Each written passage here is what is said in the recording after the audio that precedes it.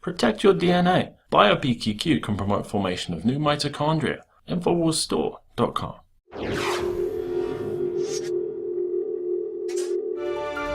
Well, drones aren't illegal and guns aren't illegal. But what do you think about drones firing handguns?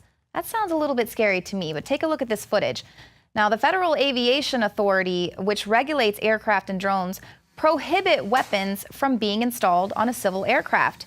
So you can see right there, the drone is firing this gun. It fires 4 times. This hasn't stopped people from playing around with this concept. Totally frightening thought if this is in the hands of a civilian. But what about weaponized drones being given to local law enforcement? We already know that that's going to be happening. Weaponized drones are terrorizing people right now in Pakistan, for example. We know that in India, they're going to be using weaponized pepper spray drones for crowd control, and an African company is selling weaponized drones for corporate use. This is a crowd control drone, and it's already selling to companies that are looking to stave off striking workers. It's a riot control drone armed with multiple guns that fire pepper spray bullets, paintballs, and blinding lasers. And some even come equipped with surveillance capabilities. So you thought your boss was a bad man. So these aren't the only frightening technological advances that we're going to have to be dealing with in the future. Yet another AI pioneer is coming out again, warning that smart computers could doom mankind.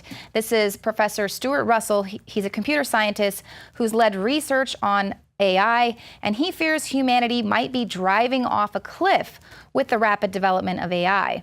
He fears the technology could too easily be exploited for use by the military in weapons, putting them under the control of these AI systems. So specifically, he's pointing toward the rapid development of AI capabilities by companies such as Boston Dynamics, which was recently acquired by Google. And they've obviously been developing all these autonomous robots for use by the military, Big Dog and things like that are absolutely frightening. I recently interviewed Stuart Russell and Max Tegmark at an AI conference here in Austin, and they're staying true to this message, and they're sharing their concerns with AI. And does the AI community concern itself at all with the future of human employment? For instance, I heard Dr. Russell kind of joke about, well, we'll just let the policymakers figure it out. So he's got a lot of faith, but this is something that's going to happen probably by 2045. A lot of the, way sooner than that. It's a difficult problem, and I was at a meeting where there were 5 Nobel Prize-winning economists, and all they wanted to talk about was this question. What's the future of employment and the structure of the economy when most of what we call work now is being done by robots? And unfortunately, even though that was what they really cared about, they had no suggestions. You go to Japan and there's no one taking your order. You go to a vending machine and you order it. And obviously the Japanese economy has dealt with that. Sapiens Plurum means the wisdom of many. And it is an organization designed to look out for the interests of humankind as technology develops. Because I agree with you that technology is a very powerful force that humans have created, but will humans continue to control it? The unfortunate thing is that we kind of get used to hell. There are lots of things about our current world that someone 500 years ago would think of as a vision of hell, but we're kind of used to them. And fighting to keep our... I must work in a cubicle 12 hours a day. How dare you make my life easier with AI? Most researchers, most of my friends in the AI field used to think that, it's not going to happen in my lifetime, so it's a waste of time to think about it now. But we're seeing in 2015 now that a lot of things are happening that people thought were going to take much longer. And a lot of people are saying, maybe these things are going to happen actually in our careers. So now would be a great time to really start looking into them. Could a weapons system blow up the world? Yeah, it could do it because a computer decides that's the right thing to do. But as far as I can tell, we are way more likely to have that happen when someone sits on something, like the red button. Personally speaking, I think that the risk that we have from AI is not really of AI becoming autonomous and taking over the world. There's a much bigger risk that a person will use AI for bad purposes. Privacy is a big thing, and thinking about what goals you give a program and what are the consequences of the goals, trying to get students to think into the future and to think more broadly than their individual program or robot, but what effect will that have on the people around, on the broader society? If that objective is not perfectly aligned with the values of us humans, then that creates the possibility for bad things to happen. For that, in some sense, is the definition of conflict. And getting into a conflict with systems that are more capable than we are doesn't sound like a good idea. And with any technology, when we entered fire, we realized after a while it was also a good idea to invent the fire department and fire alarms and fire extinguishers. The more powerful the technology is, the more urgent it is to actually also far ahead start thinking about how to get the best out of it. If you have autonomous weapons, you're going to have an arms race of autonomous weapons, because once you have autonomous attack weapons, then you need autonomous defense weapons, because human reaction times are going to be too slow. Once you build little drones with a lot of AI capability, it's very easy to make them. You just need a computer and some stuff you can buy on eBay and so on, and it'll be very difficult to keep them only in the right hands.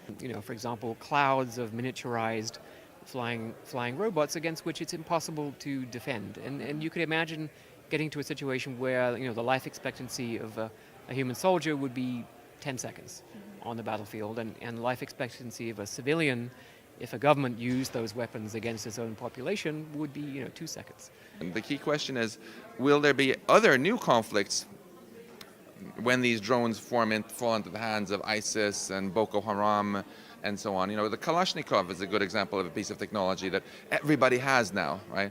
Even the guys in Paris who did this horrible massacre against Charlie Hebdo.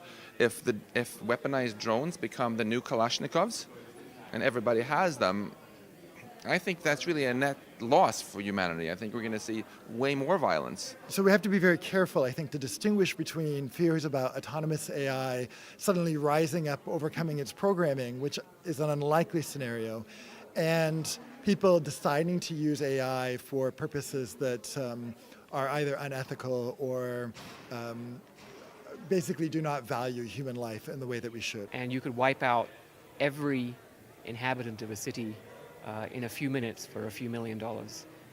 This is just not a direction that I think we should go. So I don't think robots are going to decide to destroy the world. I just want to make sure that my students don't program them to destroy the world by accident.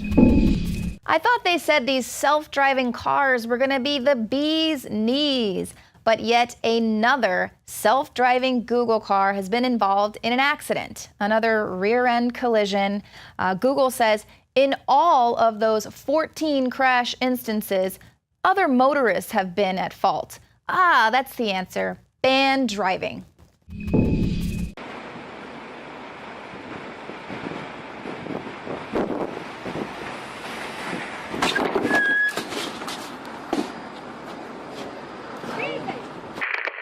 That was a clip that we showed you a few months ago about a self-driving car, and for reasons I don't quite understand, this man has so much trust in this vehicle as it would stop and not run into him, as we saw in the clip. And now we actually have a Google car involved in its first accident involving injury. Now, to be fair, it wasn't the Google car's fault. It was involved in a rear-end collision. Somebody hit it.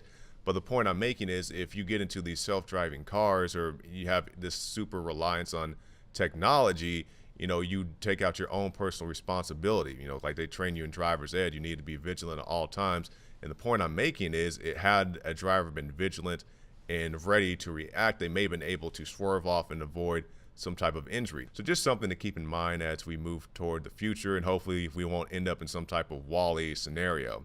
You can find more reports on Infowars.com.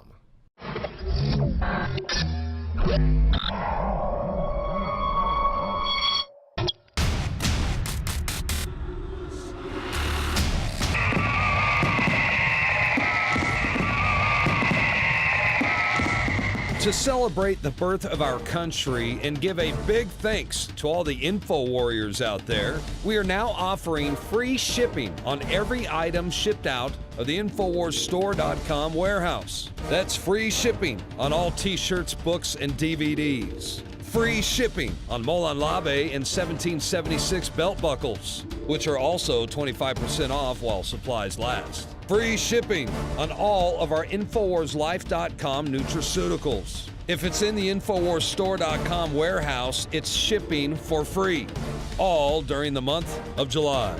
It's our way of saying thanks to the true heart and soul of this operation, who stand beside us and support us as we wage an info war for liberty and freedom for all.